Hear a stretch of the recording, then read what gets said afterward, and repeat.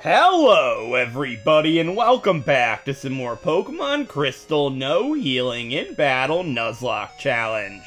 In the last episode, we faced off against the third gym leader of the game, Whitney, and we did unfortunately have our first death of the series, being Brute, our Geodude, because it wouldn't stop hitting with Rollout.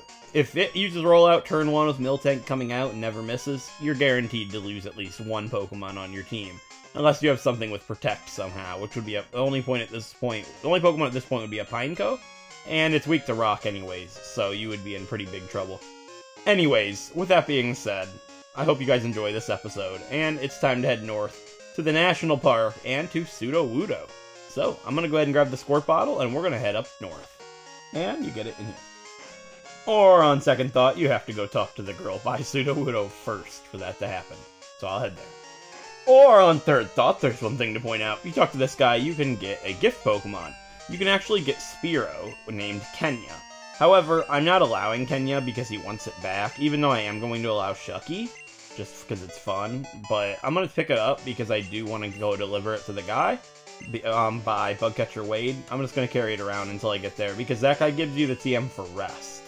So here's Kenya. It's just a Spearow, and we already have a Spearow, so I guess even if I did count it, it doesn't count. This guy wants to impress his girlfriend with his horrible Pokemon.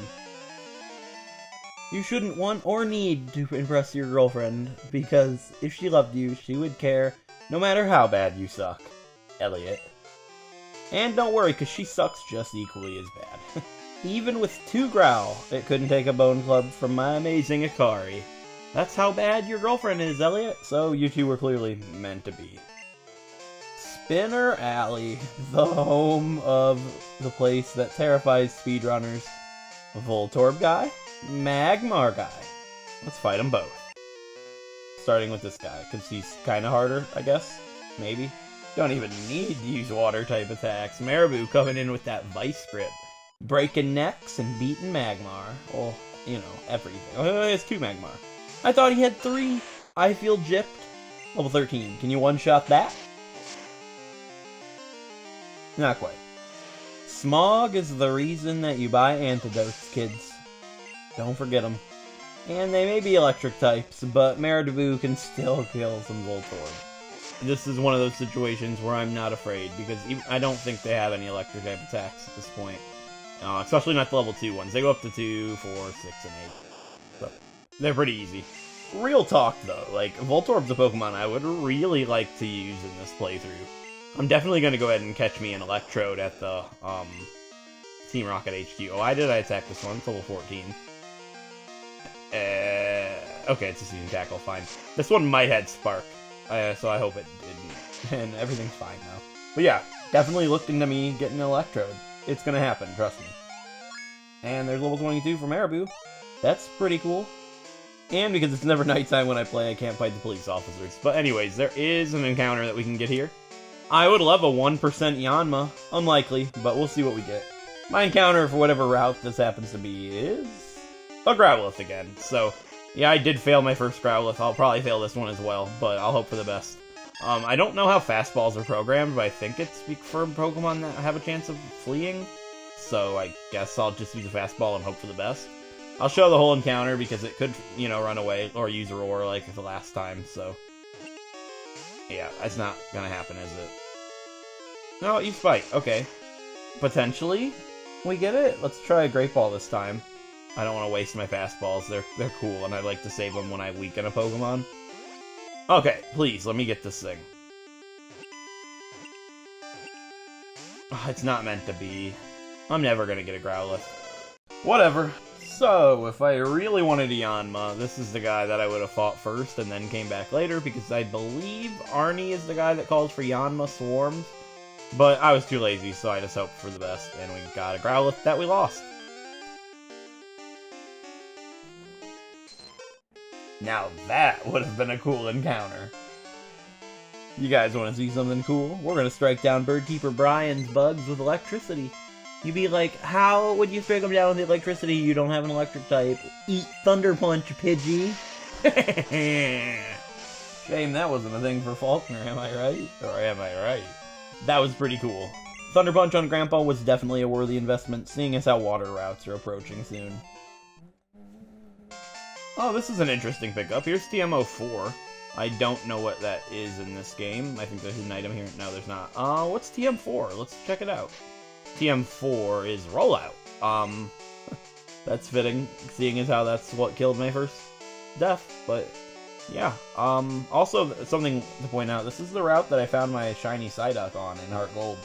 So, that's pretty sweet. Maybe it'll happen again. Just hopefully not Psyduck. So, unfortunately, it's not actually the day of the bug catching contest. I believe it's Tuesdays and Thursdays? It doesn't want to tell me. Does it say up here? The bug catching contest is held on Tuesday, Thursday, and Saturday. So, unfortunately, that's not what we're going to be doing, because I can't do it yet. I'll come back at some point, but I can get an encounter in the National Park. So, I know they're the same area, the bug catching contest and the National Park, but in my rules, I'm including the bug catching contest as a free encounter, because it's a completely different thing, and I would like to get a Sunkern, potentially, and that's something you can get in the National Park. I also wouldn't mind a Nidoran. Either one of them would be really cool. If I get a Nidoran, I potentially will add it to the team. Something I just wanted to point out. But if you talk to this girl, you get the Quick Claw. It's a very important item, so I'm going to go ahead and grab that and probably give it to Grandpa, because Grandpa's the slowest. Whoever the slowest on the team is going to get it. I'm not going to show it or anything. So I'm going to do that now, and then we can get ourselves our encounter for the National Park. Oh, I should have known. It's Akari, not Grandpa. So I'll fight their girl with the Snubble here in a minute. Probably won't show it. Beverly's annoying and she's an idiot. So my encounter for the National Park, I'm really, really hoping is going to be either Nidoran female or Sunkern. If I get Sunkern, I might replace Argway with it. So my encounter for the National Park is... Really? This is what I get? I'm depressed. At least I can't get a Weedle, Beedrill, or Kakuna in the bug catching contest, right? Yay! This is how you know I'll never lie about my encounter! The barb on the top of its head... Wait, what? The barb on top of its head secretes a strong poison. It uses this toxic barb to protect itself. So, one thing that somebody actually pointed out in the Discord is they missed it when in White 2, when the other series I didn't have a naming team on, is when I would ask my Discord server for nicknames. And I would have done that a couple of times in this series, but I didn't want anybody to think I was doing something. But nobody knows about this, and I'm going to keep it that way. And if I'm asking for a name, nobody's going to know it's for a series. I'm just going to tell them it's something I'm doing in my own time. So, if you're the person that names this, you did it. I'm going to ask my Discord server for a name for a Beedrill. And I'll be right back. Okay, guys, we got a pretty sweet name for this. I really like it. So it means honey gatherer in Latin. So I like how it sounds. So I'm going to go ahead and name this Weedle Mellifera. So we have Mellifera, the Weedle, and it's aptly a female, and it sounds like a female name. So that's great. Even though it's not a great Pokemon, it's still a cool name. This girl had a Cubone, so at least this girl knows what she's doing with her life. 9 more levels for Grandpa to evolve. That's pretty cool. Alright, I'm looking forward to that. It's close, but still far. And for good warning, this guy has a Raichu. It can definitely catch you off guard. It's kind of crazy at this point, but my Cubone will put it in its grave. It's also pretty cool looking. It's big and chubby and fat, and it's also getting a bone club to its face. Tail Whip, what is that? Like, really, Raichu? What's this look like, a game to you? Even though it kind of is, and you're dead now, so goodbye, Raichu. Nice knowing you. So this guy's just standing here playing his video game, and doesn't realize the fence is broken. You can go back here if you happen to have no idea about this. There's some items, including this thing, which is a paralyzed heal, and you can come down here and grab TM28 Dig, which I had just really remembered about, and I'm disappointed, because if I came here before I fought Whitney, Dig could have saved Brute's life, because that's a way to dodge rollout that I had completely not thought about. But unfortunately, I hadn't thought of that when I fought Whitney. So you live and learn, I suppose. I could have taught Dig. I don't know if I would have, though, because Magnitude's, like, I prefer it. And the TMs are only one-time use, so I probably wouldn't have used it. I don't know. Maybe. Depends. And the last trainer of the National Park. So, let's get rid of this guy. Oh yeah, this actually frightens me. This guy's a Voltorb and I had to switch from Purser, and it used Screech, which scares me considerably because, like, It might have self-destruct, potentially, so I'm gonna switch. I don't feel safe about that. And it's using Screech again. I'm just gonna keep switching back and forth until it stops using Screech. Because if it does have self-destruct, it will kill something if it's -2 defense. They don't have the greatest attack, so if I'm at full defense, then it won't kill something. This is irritating. It should be fine, though. I'm not gonna show the whole fight. Okay, it's not gonna stop using Screech, so I'm just gonna kill it. I know Bone Club can miss, but oh, it's faster, that's right. Luckily, we hit. And here we are in Route 36. I can grab an Ice Berry. That's interesting. I can't get an encounter here because this is the same area that I got my Growlithe on that I lost. But I can get Sudowoodo, so we'll be getting that after I fight these trainers.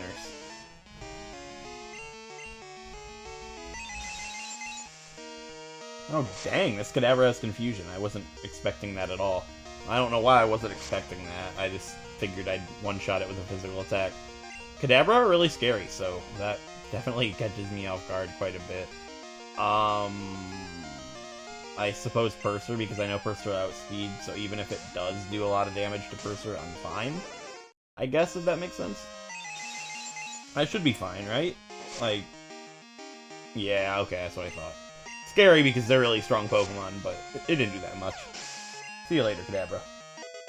And Akari grows to level 21, and wants to learn Focus Energy. I suppose I'll teach it over, like, Growl or something? What do I have? Leer. Or Growl. I'll get rid of Growl. Why not? So I have a problem with this Nuzlocke thing. I'm not used to doing a Nuzlocke where I can use literally anybody, and I haven't been healing my team at all. And since I can't heal in battle, that's so dumb. Like, I don't really have the money to do it, is the thing. But I know this guy's a Tangela, so I'm not really worried, so I'll just do it with Purser, and then we'll go back and heal after we get the Squirtbottle.